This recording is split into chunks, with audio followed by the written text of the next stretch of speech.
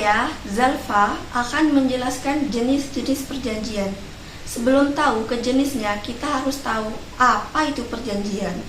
Perjanjian adalah di mana dua orang itu saling berjanji untuk melakukan sesuatu hal, sebagaimana diatur dalam pasal 1313 BW yang berbunyi, perjanjian adalah suatu perbuatan dengan mana satu orang atau lebih mengikatkan dirinya terhadap satu orang lain atau lebih. Kemudian timbul suatu hubungan hukum antara dua orang atau lebih yang disebut perikatan. Perikatan di dalamnya terdapat hak dan kewajiban masing-masing pihak. Nah, jadi udah tahu kan perjanjian itu apa. Selanjutnya masuk ke jenis-jenis perjanjian. Yang pertama, perjanjian timbal balik 1541 KUH Perdata atau BW, yaitu perjanjian yang memberikan hak dan kewajiban kepada kedua belah pihak. Contohnya, perjanjian jual beli 1457 BW, sewa menyewa 1548 BW.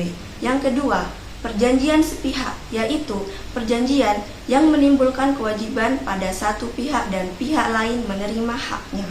Contohnya, perjanjian hibah ada di Dasar Hukum 1666 BW.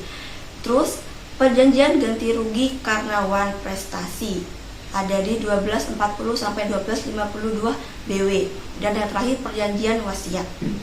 Yang ketiga, perjanjian cuma-cuma 1314 BW, yaitu perjanjian dengan mana pihak yang satu memberikan suatu keuntungan kepada pihak lain tanpa menerima suatu manfaat bagi dirinya.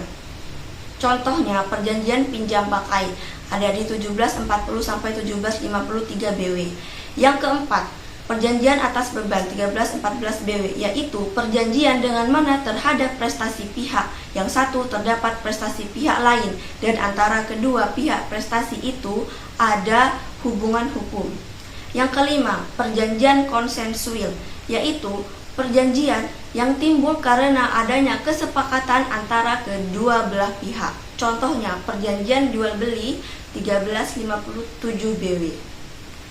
Yang keenam, perjanjian real 1475 sampai 1477, yaitu timbul karena ada kesepakatan kedua belah pihak disertai dengan penyerahan nyata atas barangnya.